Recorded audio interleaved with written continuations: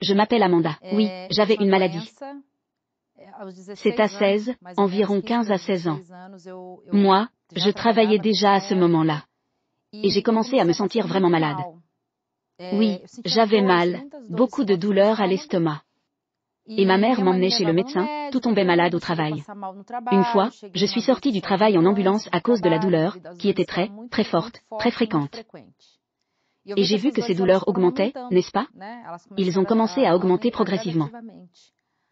C'est alors que ma mère est allée chez le médecin et ce médecin, il a apporté un diagnostic de gastrite érosive. Mais il a dit qu'il était bien avancé et qu'il nous a donné une énorme quantité de médicaments à ramener à la maison. Ce n'est pas parce qu'évidemment, il pourrait évoluer en une mauvaise maladie, en un cancer s'il n'y prenait pas soin. Alors je me suis retrouvée comme ça, à 16 ans, très jeune et confrontée à une maladie dont je ne savais même pas ce que c'était, ce que cela signifiait et avec cela, cela m'a donné une liste de tous les aliments que je ne pouvais pas manger. Et à ma grande surprise, c'était à peu près tout, non? Avec la jeune fille de 16 ans, elle mangeait. J'ai toujours été une jeune femme. Disons-le de cette façon, normale dans normal. Mais j'avais beaucoup de complexes avec moi-même, j'avais beaucoup de complexes avec ma couleur. J'avais beaucoup de complexes avec le corps, avec tout, n'est-ce pas? Moi, je ne me suis pas regardée dans le miroir et je ne me suis pas vue dans une aversion pour ce que j'ai vu et je n'oublie jamais une fois que je me suis regardée dans le miroir, j'ai demandé à Dieu comme ça, pourquoi suis-je née comme ça? Pourquoi suis-je née de cette façon? Pourquoi suis-je comme ça? Et je ne le fais pas.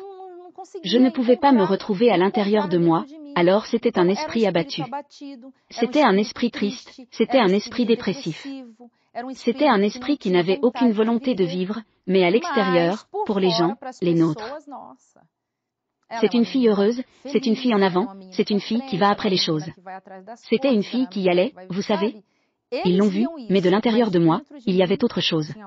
Donc, il arrive une heure que vous vous arrêtez et pensez comme ça, pourquoi est-ce que j'existe? Pour que je sois ici si je mets fin à ma vie aujourd'hui, personne ne le manquera et je résoudrai mes problèmes parce que je ne le fais pas. Je n'aime pas qui je suis. Je n'aime pas ça, ce que je vois, alors. Pourquoi ne pas me tuer? C'est un désir que vous avez, mais vous n'avez pas le courage de le faire, non? Quand je traversais ce problème de la maladie, ma mère, elle fréquentait déjà l'Église universelle. Droite? Oui, je suis allée avec elle dans quelques réunions, mais comme, assez aléatoire, rien de grave, je n'ai rien pris au sérieux. Et même parce que j'étais impliquée, un peu comme aucune autre religion ne suivait déjà un cours pour être catéchiste à ce moment-là, j'avais déjà fait la confirmation, donc j'étais en quelque sorte dans cette recherche, qui est Dieu? En fait, n'est-ce pas? C'était aussi une question que j'avais très latente en moi, qui était Dieu? Je voulais comprendre, pas les autres me le disaient, mais je voulais comprendre qui est Dieu. Et c'était dans cette recherche, non? Ma mère y était déjà allée, mais quand je suis tombée malade, ma mère m'a donné une invitation et j'ai décidé d'y aller. Lors d'une des réunions de la semaine. Dans l'Église universelle, je me souviens que c'était jusqu'à un mardi et quand j'y suis allée, c'est ce qui s'est passé à la réunion, j'ai découvert quelle était la vraie raison derrière la maladie. C'était comme si je comprenais ce qui se passait dans ma vie, n'est-ce pas? Puis j'ai dit non, donc si la question est spirituelle, alors je vais traiter et un jour le pasteur il m'a regardé dans les yeux, il a dit, ma fille, laissez-moi vous dire quelque chose. Maléfique, il ne reste dans votre vie que jusqu'au jour de votre départ. Puis, il me l'a expliqué. Il a dit, regardez, y a-t-il une porte à l'intérieur de chacun de nous? Y a-t-il une porte? Si vous laissez cette porte un peu ouverte, avec une petite échappatoire, un raisin entre ce que ce petit trou est péché. Maintenant, quand vous prenez et fermez cette porte et que vous ne laissez plus entrer ce mal, il n'y a aucun moyen qu'il puisse avoir accès à votre vie. Donc, celui qui gouverne votre vie, c'est vous. Dieu, il le fera, il fera sa part, mais si vous ne le faites pas, la vôtre, il n'y a aucun moyen. Puis j'ai vu tout ce qui était mauvais en moi, les pensées, les doutes, tout ce que j'avais en moi. J'ai dit non. À partir d'aujourd'hui, seulement il n'y en aura plus, je fermerai la porte au péché. Et je vais ouvrir la porte pour que Dieu vienne dans ma vie. Et, curieusement, quand je suis rentrée à la maison, je prenais encore des médicaments. C'est l'une des choses dont je me souviens clairement que j'ai ramassé, j'ai dit à Dieu, j'ai dit, Monsieur, je vais prendre tous ces médicaments, je vais les jeter. Et si vous me guérissez, si vous me délivrez, je vous servirai pour le reste de ma vie. Les douleurs ont disparu. J'ai commencé à me nourrir. Je ne ressentais rien d'autre non plus et à partir de là, j'ai commencé à voir que le remède existait vraiment. La recherche du Saint-Esprit par l'AE, c'était si intense. Si intense, parce que maintenant j'avais déjà découvert qu'il y a un mal. Et maintenant, je voulais découvrir cette lumière. Je me suis intensifiée davantage pour lire la Bible, pour comprendre, n'est-ce pas? Pourquoi lire?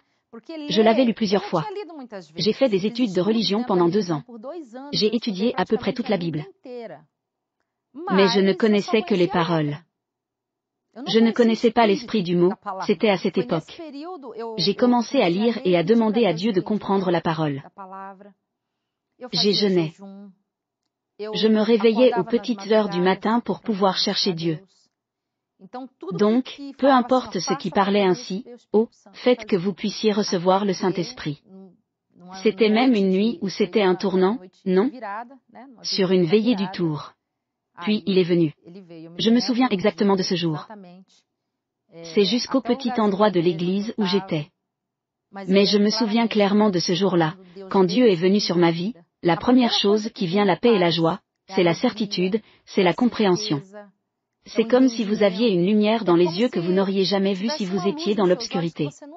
Et maintenant, vous commencez à voir et quand vous commencez à voir, vous ne dépendez de personne d'autre. Ce complexe que j'avais, n'est-ce pas? Cela? Ce truc de moi qui me regarde et ne me voit pas. Je me suis regardé, maintenant je me voyais tel que j'étais et j'ai accepté, c'était génial. J'ai Dieu en moi. Donc, il y a parce que ce n'est pas le cas, parce que je cherche des défauts, n'est-ce pas? J'ai tout.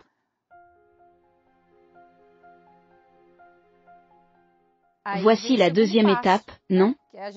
Que nous nous complétions dans notre vie sentimentale, c'est là que j'ai rencontré mon mari et que nous nous sommes mariés, non? Dans cette période, je suis entrée dans l'évangélisation, est venu le très, très grand désir de ce que j'avais. Transmettre aux autres, n'est-ce pas? Et c'est là que nous sommes entrés dans l'œuvre d'évangélisation. Nous avons commencé à travailler, nous avons commencé à aider les gens, nous avons commencé à sauver des gens. Ce vœu que j'avais fait avec Dieu à l'époque, n'est-ce pas? De quoi? S'il me guérissait, s'il me donnait la vie, ce que je ne voulais pas vraiment, seulement guéri. Je voulais la vie, je voulais de la couleur. Ce n'est pas parce que je vivais en noir et blanc, je voulais de la couleur. Donc, s'il me donnait son esprit de la même manière, je donnerais, comme je l'avais fait volontairement, je le ferais. Aujourd'hui, je dis que j'ai tout. Je pense que j'ai tout. De quoi une personne a-t-elle besoin? J'ai tout. Ce qu'un être humain désire. Aujourd'hui, je n'ai que ceux qui ont eu la terrible expérience d'avoir un esprit sale dans le corps, savent ce que c'est. Seuls ceux qui l'ont eu savent ce que c'est. Vous n'avez pas de domination sur votre corps, vous n'avez pas de domination sur votre esprit, n'est-ce pas? Donc, seuls ceux qui l'ont eu savent à quel point il fait sombre. De la même manière, seuls ceux qui ont l'Esprit Saint connaissent la paix qui est, connaissent la joie qui est. La maîtrise de soi que vous venez d'avoir, quelque chose que vous n'aviez pas auparavant n'est pas la force, c'est la perspective de la vie. Vous dormez en paix ou vous vous réveillez en paix. J'ai un esprit de vie, vous savez, de vouloir vivre. De vouloir aider, de vouloir transmettre aux autres ce que nous avons est un esprit différent, un esprit complètement différent.